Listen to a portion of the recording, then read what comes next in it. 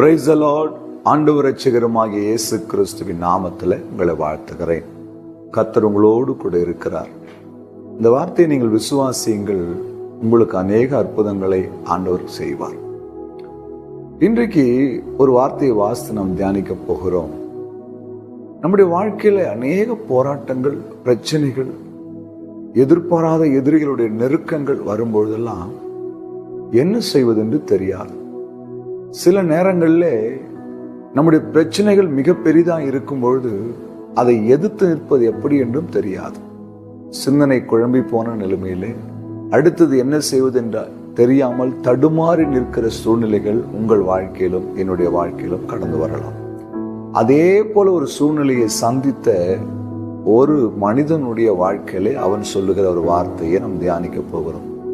யோசபாத்தை குறித்து 2 நாளாகவும் 20ஆம் அதிகாரம் 12ஆம் வசனத்துல வாசிக்கிறோம். இந்த ஏராளமான கூட்டத்திற்கு முன்பாக நிற்க எங்களுக்கு பலனில்லை, நாங்கள் செய்ய வேண்டியது இன்னதென்று எங்களுக்கு தெரியவில்லை, ஆகையால் எங்கள் கண்கள் உண்மையே நோக்கி கொண்டிருக்கிறது என்றார். யோசபாத்துக்கு விரோதமாய் எதிரிகள் கூட்டமாய் கூடிக்கொண்டு அவனை நிர்மூலமாக்கும்படியாய், அவனை அழிக்கும்படியாய் அவனை தேடி வருகிறார்கள்.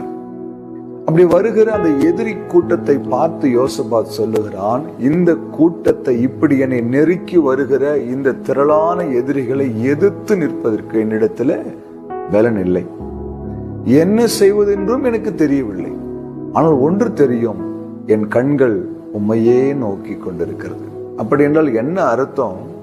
யோசபாத்துக்கு சரியாக ஒரு விஷயம் தெரியும். அவருடைய கண்கள் கர்த்தரை நோக்கி பார்க்கும் பொழுது யோசபாத்துடைய யுத்தம் கர்த்தருடைய யுத்தமாய் மாறி போகிறது. யோசபாத்துடைய பிரச்சனை கர்த்தருடைய பிரச்சனையாய் மாறி போகிறது. யோசபாத்துடைய கவலை கர்த்தர் கரத்திலே போய்விடுகிறது. இந்த வார்த்தையை கேட்கிற தேவ பிள்ளைகளே, என்ன செய்வதென்று தெரியவில்லை, இந்த பிரச்சனையிலிருந்து எப்படி வெளியே வருவதென்று எனக்கு தெரியவில்லை, பிரதர் இந்த வியாதி என்னை விட்டு நீங்குமா நீங்காதா, என்ன செய்வதென்று தெரியாமல் திகைத்து நிற்கிறோம். இந்த கடன் பிரச்சனையிலிருந்து எப்படி வெளியே வருவது, எங்களுக்கு எதிராக எழும்பி இருக்கிற இந்த மனிதனுக்கு முன்பாக நாங்கள் எப்படி அதன் பிரச்சனையிலிருந்து வெளியே வருவது என்று தெரியாமல் கலங்கி கொண்டிருக்கிறீர்களா? யோசபாத்தை போல உங்கள் கண்கள் கர்த்தரை நோக்கி பார்க்கட்டும். யோசபாத்துடைய கண்கள் கர்த்தரை பார்த்தது.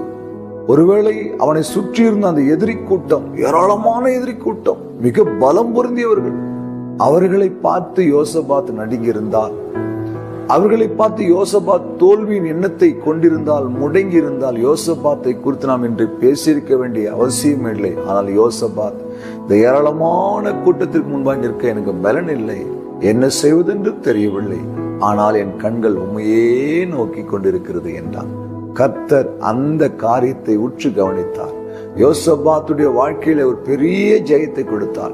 எதிரிகள் மடங்கடிக்கப்பட்டார்கள், சிதறடிக்கப்பட்டார்கள், நிர்மூலமாக்கப்பட்டார்கள்.